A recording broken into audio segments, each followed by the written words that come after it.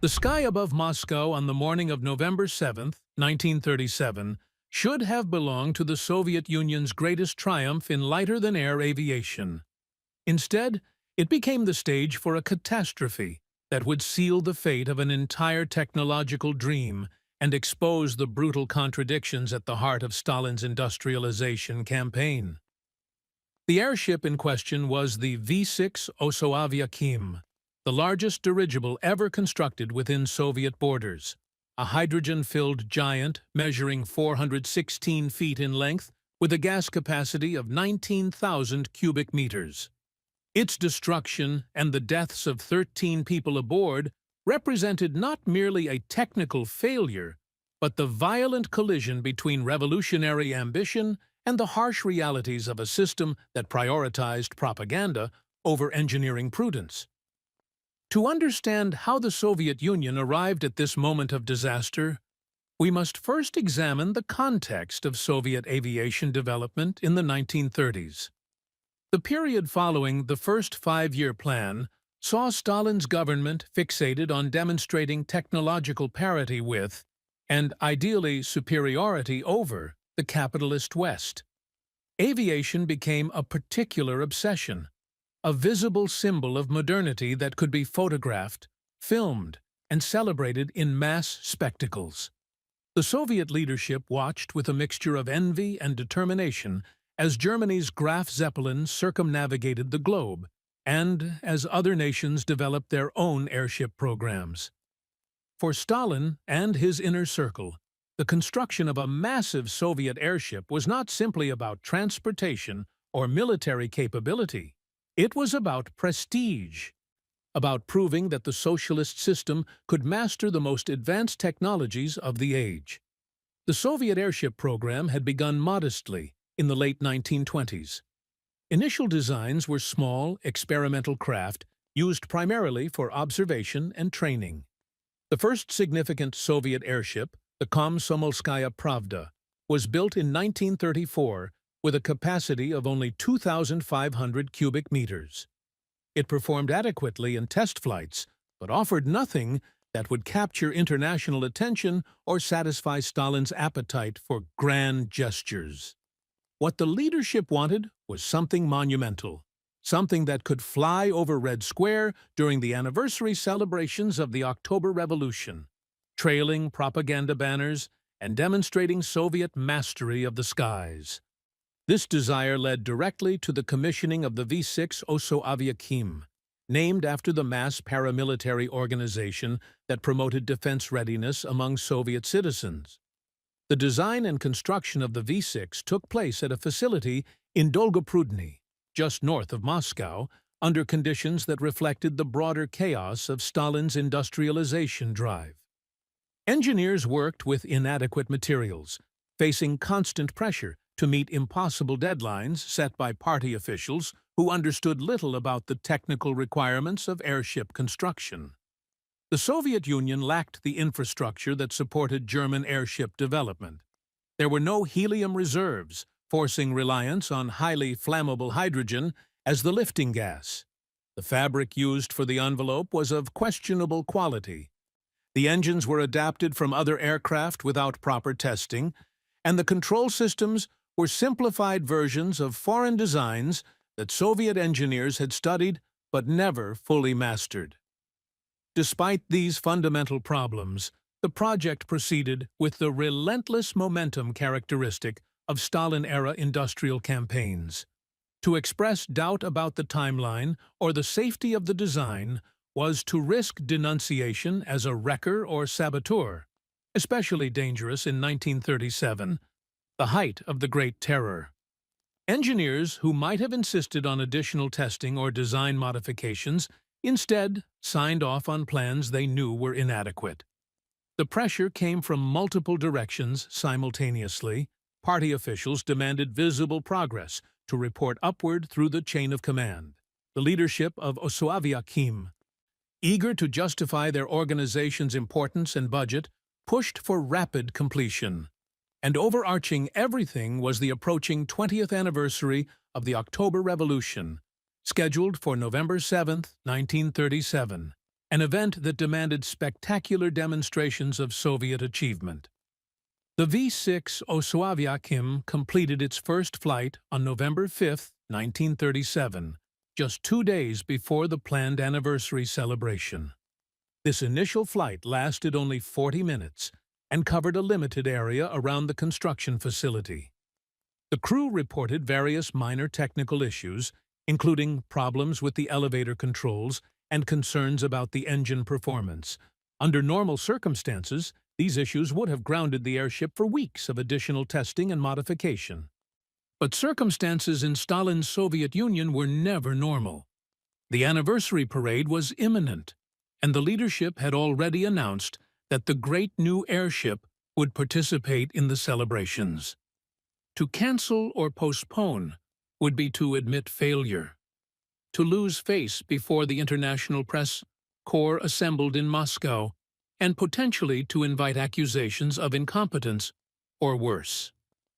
On November 6th, the day before the parade, the V-6 made a second flight. This one lasted slightly longer, approximately 75 minutes, and took the airship over parts of Moscow itself. Crowds gathered below to watch the silver giant drift overhead, and newsreel cameras captured footage that would be used in propaganda films. The crew noted that several of the problems from the first flight persisted, and new issues had emerged, including unusual stress on the envelope fabric and difficulty maintaining stable altitude. The chief engineer, Pavel Fedosienko, a veteran of high-altitude balloon flights who had survived numerous dangerous missions, expressed reservations about flying again so soon. But Fedosienko was also a committed communist and a loyal servant of the state. When told that the flight on November 7th was essential for the success of the anniversary celebrations, he agreed to proceed. The morning of November 7th, 1937, began cold and overcast, with gusty winds that should have raised immediate concerns about flying a hydrogen airship.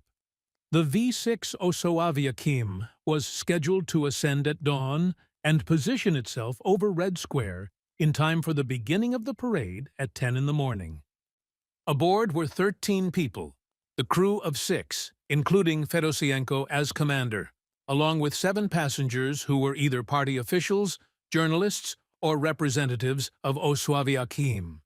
The exact sequence of events that followed has been reconstructed from eyewitness accounts on the ground, as there were no survivors and no flight recorder technology existed at the time. The airship lifted off from Dolgoprudny at approximately 6:30 in the morning. The ascent appeared normal initially, and the V-6 began moving south toward Moscow at an altitude of roughly 1,000 meters. Weather conditions were deteriorating, with wind speeds increasing and visibility decreasing due to low clouds. About 30 minutes into the flight, witnesses on the ground reported seeing the airship's nose dip sharply, then rise again, suggesting the crew was struggling with altitude control. This pitching motion continued for several minutes, the massive envelope tilting up and down as the pilots fought to stabilize the craft. Modern analysis suggests that the elevator controls, which had shown problems during the test flights, were failing to respond properly, possibly due to cable stretching or mechanical binding in the cold temperatures. At approximately 7:15, while the airship was over the Moscow suburb of Kuntsevo, roughly 15 kilometers west of the city center, catastrophe struck. Eyewitnesses reported seeing a bright flash near the rear of the envelope, followed immediately by a massive explosion that engulfed the entire airship in flames. The hydrogen, which filled the gas cells throughout the envelope, ignited in a fireball visible for kilometers in every direction. The burning wreckage began falling immediately, pieces of flaming fabric and twisted metal framework tumbling through the morning sky. The entire sequence, from initial flash to impact, took less than 30 seconds. The main body of the wreckage struck the ground in a field near the village of Kuntsevo, creating a crater and scattering debris over a wide area. All 13 people aboard were killed instantly, their bodies so badly burned that identification proved difficult. The official investigation into the disaster began within hours, conducted by a special commission appointed by the People's Commissariat of Heavy Industry. The commission's work took place against the backdrop of the Great Terror, and its conclusions were shaped as much by political necessity as by technical analysis. The initial reports focused on mechanical failure, suggesting that a spark from one of the engines had ignited leaking hydrogen. This explanation had the advantage of blaming the disaster on technical factors rather than human decision-making, thus avoiding the dangerous question of why an airship with known problems had been ordered to fly in poor weather conditions for the sake of a propaganda display. However, the true causes of the V6 disaster were more complex and more damning than the official investigation was willing to acknowledge.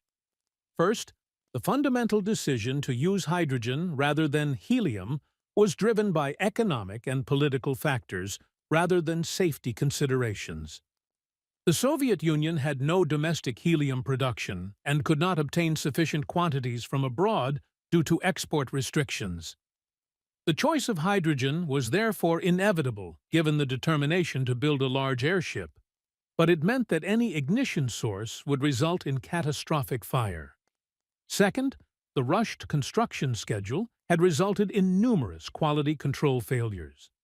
The fabric of the envelope was not properly treated to prevent gas leakage, meaning that hydrogen was constantly escaping and accumulating in pockets where it could be ignited.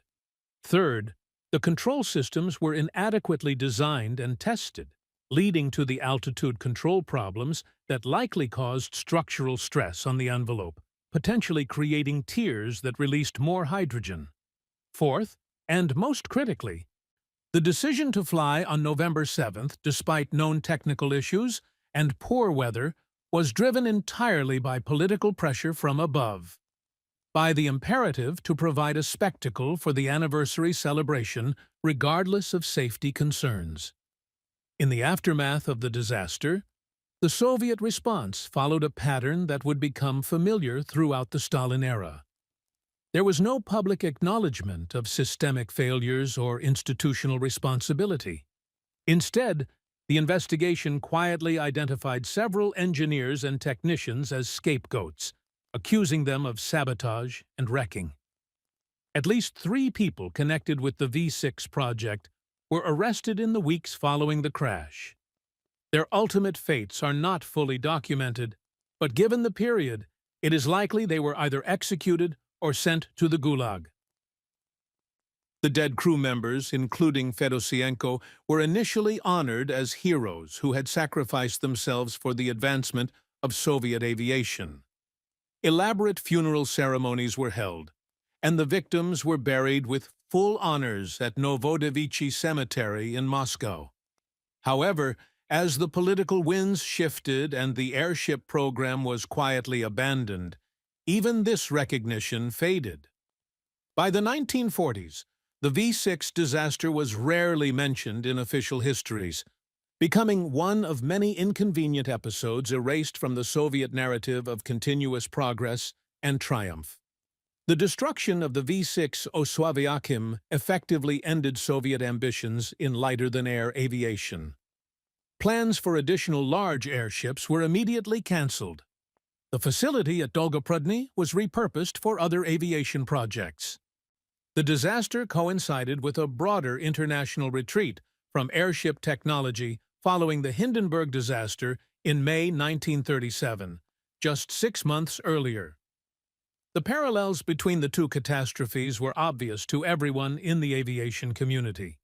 Both involved hydrogen-filled airships, both resulted in spectacular fires, and both demonstrated the fundamental vulnerability of the technology. While the Hindenburg disaster is remembered globally and extensively documented, the V6 crash has been largely forgotten outside specialist circles, another victim of Soviet information control and the subsequent obscurity of the Soviet airship program. The human cost of the V-6 disaster extended beyond the 13 people who died in the crash. The families of the victims faced the complicated legacy of having relatives who perished in a highly publicized failure during the terror. Some received pensions and official recognition. Others found themselves tainted by association with a disaster that the state preferred to forget. The engineers and workers who had raised safety concerns before the flight but were overruled lived with the knowledge that their warnings had been ignored, and that speaking up more forcefully might have cost them their lives or freedom. This dynamic, where technical experts were forced to subordinate their professional judgment to political demands, would recur throughout Soviet history, contributing to disasters from the Netherlands catastrophe in 1960 to the Chernobyl explosion in 1986. The V-6 disaster also illuminates the broader contradictions of Stalin's industrialization campaign. The Soviet Union in the 1930s was simultaneously achieving genuine technological advances and suffering catastrophic failures driven by the same systemic factors. The same period that saw the construction and destruction of the V-6 also witnessed the Moscow Metro's successful opening, the development of world-class aircraft designs, and significant advances in other fields. But these successes came at enormous human cost and were accompanied by numerous disasters that were hidden, minimized, or blamed on saboteurs.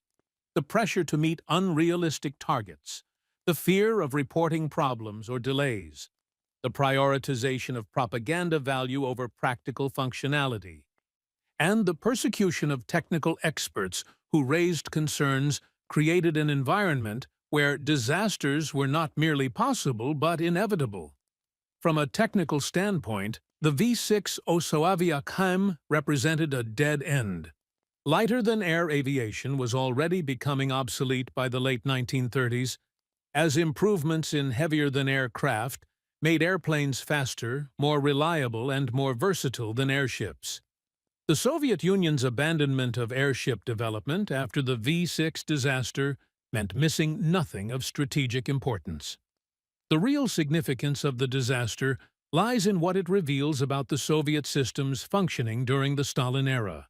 It demonstrates how political imperatives consistently overrode technical judgment, how the pressure to demonstrate achievements led to premature and dangerous operations, and how the climate of fear prevented honest assessment of risks and capabilities.